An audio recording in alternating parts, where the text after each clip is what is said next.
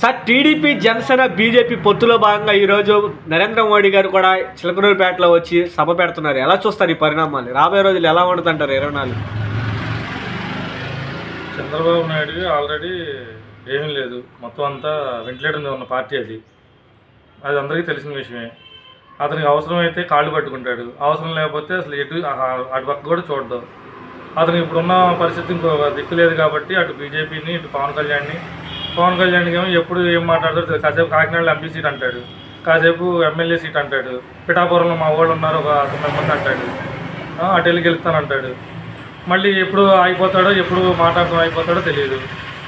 Script అంతా ఆయన రాసిస్తే ఈయన చదువుకుంటాడు, నైట్ పొద్దున్న వచ్చి హడావిడి చేసి వెళ్ళిపోతాడు. వాళ్ళు చేసేది అయ్యి ఇప్పుడు వచ్చాడంటే బీజేపీకి ఇప్పుడు అటు తిరిగి బీజేపీకి ఇప్పుడు ఏ పార్టీ అయినా సరే యాంటీగా ఉండరు కదా. సెంట్రల్ గవర్నమెంట్ అనేది ఎవరికి యాంటీ కాదు. మీరు వచ్చినా జాయిన్ చేసుకుని నేను వచ్చినా జాయిన్ చేసుకుంటారు. వాళ్ళకి కావాల్సింది రేపు పొద్దున్న ఎంతో కొంత వాళ్ళ ద్వారా ఓటింగ్ వస్తుంది కాబట్టి పైన కొన్ని పోయే అవకాశాలు ఉన్నాయి కాబట్టి దానివల్ల జాయిన్ చేసుకున్నారు అంతే. చంద్రబాబు ఏం చేసేది ఉందిలే అని. నెక్స్ట్ మళ్ళీ వచ్చి ఫామ్ అయ్యేది మొత్తం గవర్నమెంట్ అనేది జగన్ గారి గవర్నమెంట్ ఫామ్ అయ్యేది. వీళ్ళు ఎన్ని తపస్సులు చేసినా తలకిందులుగా మళ్ళీ రావడం, ఈసారి 3 సీట్లు కూడా రావడం కష్టమే.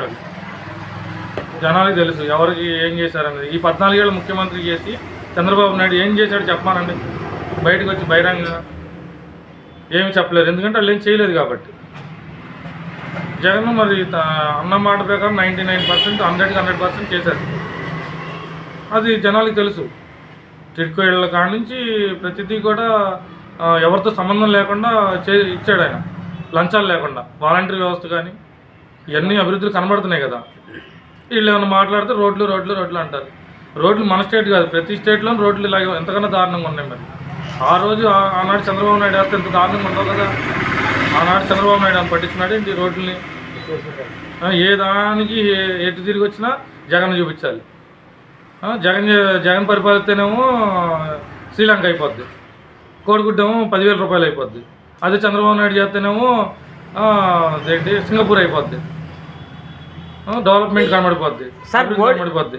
సార్ మోడీ గారిని చంద్రబాబు నాయుడు కలవడాన్ని ఎలా చూస్తారు సార్? మరి ఇప్పుడు కొంతమంది ఏమో పొత్తుని వ్యతిరేకిస్తున్నారు. పొత్తు పెట్టుకోకపోతే అతనికి ఏ రకంగా వేస్తారు? పొత్తు అనేది లేకపోతే అతను డైరెక్ట్గా వెళ్తానికి లేదు కదా, పార్టీ బతికే ఛాన్స్ లేదు కదా ఎక్కడ. ఏదైనా పొత్తు మీద వెళ్తే ఏదో కొంత ఆశ మనిషికి, చంద్రబాబు నాయుడుకి కూడా కొంత ఆశ ఎక్కడో చోట. ఈసారి వస్తాం, ఫామ్ అవుతాం, వాళ్ళు కలుపుకొని వాళ్ళు సపోర్ట్ ఇస్తున్నారు మనకి. ఏదో రకంగా చీలిస్తే ఆ ఓటు ఈ ఓటు ఆ ఓటు ఏదో రకంగా మనం రేపు ఫామ్ అవుతాం, గవర్నమెంట్ ఫామ్ అవుద్ది. కక్షలు కచ్చింద్రాలు తప్ప ఏమీ లేదు. రేపు చంద్రబాబు నాయుడు వచ్చి ఏం చేస్తాడు? ఇదిగో జగన్ ఎత్తుకెళ్ళిపోయాడు అని అంటారు. అతను వచ్చి వాళ్ళని చూపించి ఈయన మొత్తం ఉన్నది కూడా దోచేస్తాడు ఇప్పుడు. సార్ మరి కొంతమంది పిఠాపురంలో కానీ అట్లాగే ఇప్పుడు పెనమలూరు కానీ చాలా చోట్ల కూడా వ్యతిరేకిస్తున్నారు. పొత్తులో భాగంగా సీట్ రాని వాళ్ళందరూ కూడా చంద్రబాబు నాయుడు ఎట్లా గెలుస్తాడని చూస్తామంటున్నారు. దీన్ని ఎలా చూస్తారు మరి? అది వాస్తవే కదా. అతను ఏమి చేయలేదు కదా, 14 ఏళ్ళ ముఖ్యమంత్రిగా ఏం చేయలే, ఎవరికి ఏం చేసింది లేదు. వాళ్ళకి వాళ్ళు చేసుకున్నాడు అంతే. ఇప్పుడు అతను ఎవరికి చేశాడు చెప్పమానండి? ఎవరికి ఏం చేయలే. కాంట్రాక్ట్లు కాడి నుంచి అన్నీ కూడా వాళ్ళని డెవలప్ చేసుకున్నాడు. రేపు వచ్చినా జరిగేది అదే. మళ్ళీ వీళ్ళు కిందకి వెళ్ళిపోవడం. ఇప్పుడు అసలు వీళ్ళందరూ పైకి రావడం ఏంటి జగన్ గవర్నమెంట్లో? జగన్ అసలు వాళ్ళని ఎందుకు ఇచ్చేస్తున్నాడు అని చెప్పని కక్ష కదా వాళ్ళకి, కక్షపూరితమైన అవకాశం. ఇంకోటి ఏంటంటే ఇప్పుడు ఆయన ఆల్రెడీ 75 ఏళ్ళు వచ్చింది, ఏజ్ అయిపోతుంది. ఇప్పుడు ఈయన జగన్ గారు ఉన్నారంటే ఆల్రెడీ ఇంకొక 20-25 ఇయర్స్ యంగ్ కాబట్టి పరిపాలన అనేది ఫాస్ట్గా ఉంటుంది. ఇప్పుడు ఆయన వెళ్ళే కొద్దిగా ఫాస్టింగ్ ఉండదు కదా. వాళ్ళ అబ్బాయి కోసం తాపత్రయపడుతున్నాడు. వాళ్ళ అబ్బాయిని రేపు పొద్దున్న వచ్చినా సీఎంగా వాళ్ళ అబ్బాయిని కూర్చోబెడతాడు, వెనక నుంచి ఫామ్ చేస్తాడు ఇతను అంతే. సార్ గతంలో అదే మోడీని రాళ్ళదాడి చేశాడు. అమిత్ షాకి కానీ మోడీకి భార్య లేదని చెప్పి దూషించినటువంటి చంద్రబాబు నాయుడు ఈరోజు ఇదే రోజు మళ్ళీ మోడీ గారిని పొగడం కానీ పొత్తు పెట్టుకోవడానికి కానీ ఎలా చూస్తాను? ఆ రోజు మొత్తం అంతా నాదే అనే వాళ్ళని చూసి ఎర్రవిగిపోయాడు అతను. ఏంటి నేనే నెక్స్ట్ వచ్చేది కూడా మందే గవర్నమెంట్, వాళ్ళతో ఎవరితో సంబంధం లేదు. కన్ను మిన్ను కాకుండా ఫామ్ చేసి అందరూ టమాటాలతో కొట్టి కొడుకులతో కొట్టి అమరావతి పిలిచి ఏంటి అమిత్ షాని కానీ మోడీ గారిని కానీ చేశారు. వాళ్ళు ఇప్పుడు ఏమి మర్చిపోరు. వాళ్ళు ఎందుకు మర్చిపోతారండి? కేంద్రం అన్నీ గుర్తుపెట్టుకుంటారు ఎవరేం చేసింది. మొన్న కూడా అమిత్ షా గారు ఒక ఇంటర్వ్యూలో అన్నారు, మాకు అన్నీ గుర్తున్నాయండి. కానీ వచ్చారు వాళ్ళు వచ్చారు, మమ్మల్ని ఇలా కలుపుకోండి అని చెప్పి అన్నారు. సరే అని చెప్పి అన్నాం మేము. ఓకే. అది ఈ రాష్ట్రానికి మోడీ ఏమోలేదు, చెంబుడు మట్టి నీరు ఇచ్చాడు అంతే, ఇంకేమోలేదు అంటున్నాడు నరేంద్ర మోడీ ఏమి ఇవ్వకుండానే అమరావతిలో తుప్పు పట్టిపోయిన బళ్ళు పడేసేసి 3,500 కోట్లు తినేశారా చంద్రబాబు నాయుడు గవర్నమెంట్లో? ఏమి ఇవ్వకుండా నీళ్ళు ఒకటే ఇస్తే మరి 3,500 కోట్లకి ఏంటి లెక్క చెప్పమంటే కదా. నువ్వు దానికి వెళ్ళి ఏం చేయాలో తెలియక దాన్ని డైవర్ట్ చేయడానికి ఢిల్లీ వెళ్ళిపోయిన ప్రత్యేక హోదా కావాలని నల్ల షర్ట్లు నల్ల డ్రెస్సులు వేసుకుని వెళ్ళారు వీళ్ళు. స్పెషల్ స్టేటస్ కావాలంటే స్పెషల్ స్టేటస్ నేను ఇవ్వలేను, కానీ దాంట్లో ఆ స్కీమ్లో ఏదైతే ఉంటుందో దానికి సంబంధించి ఇస్తా, స్పెషల్ స్టేటస్ అయితే ఇవ్వను నేను అన్నారు మోడీ గారు. మరి రాష్ట్ర ప్రజలకు ఏమేమి సమాధానం చెప్తారు చంద్రబాబు నాయుడు? మరి ప్రత్యేక హోదా ఇచ్చేయడని చెప్పి పొత్తు పెట్టుకుంటారంటారా? పోలవరం పూర్తి చేసేయడని చెప్పి బీజేపీతో పొత్తు పెట్టుకున్నారంటారా? వైజాగ్ స్టీల్ ప్లాంట్ ప్రైవేటీకరణ చేయకుండా ఉండడానికి కోసం పొత్తు పెట్టుకున్నారంటారా? ఈ రాష్ట్ర ప్రజలకు ఏం చెప్తారు చంద్రబాబు నాయుడు? చంద్రబాబు నాయుడు గారి పొత్తుకి ఈ స్టీల్ ప్లాంట్కి కానీ దేనికి సంబంధం లేదు. ఆయనకి కావాల్సింది ఏంటంటే వాళ్ళ కొడుకుని అధికారం కావాలి. అధికారం అనేది ఇంపార్టెంట్. వాళ్ళ కొడుకుని రేపు సీఎం చేయాలి, సీఎం సీట్లో చూడాలి. ఆయన కళ, చిరకాల కళ.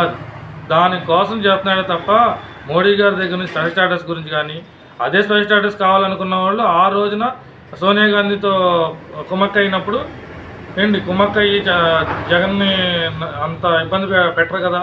పెట్టినప్పుడు ఆ రోజే మాకు మరి స్టేట్ విడిపోతుంది. స్టేట్ విడడానికి కారణం ఇతనే. ఆ రోజు అడగాలి స్పెషల్ స్టేటస్ ఉండాలి మాకు అని అంటే సోనియా గాంధీ గారితో ఆ రోజు వేసిన సైన్ అన్న ఎక్కడన్నా పెట్టించుకున్నట్టయితే ఇవాళ కోర్టుకు వెళ్ళని మనం సాధించుకునేవాళ్ళం. ఆ రోజు ఆయన వదిలేశాడు కదా కావాలని. ఇవాళ రాజకీయాల కోసం దాన్ని ఏదో ఒకటి అక్కడ కుట్ర చేస్తే ఆయన వస్తానికి ట్రై చేస్తున్నాడు అంతే. సార్, ఈరోజు టీడీపీ, జనసేన, బీజేపీ పొత్తు ఖరారైన తర్వాత నరేంద్ర మోడీ, చంద్రబాబు నాయుడు, పవన్ కళ్యాణ్ ఒకే స్టేజ్ మీద కనబడబోతున్నారు. ఎలా ఉండబోతుంటారు?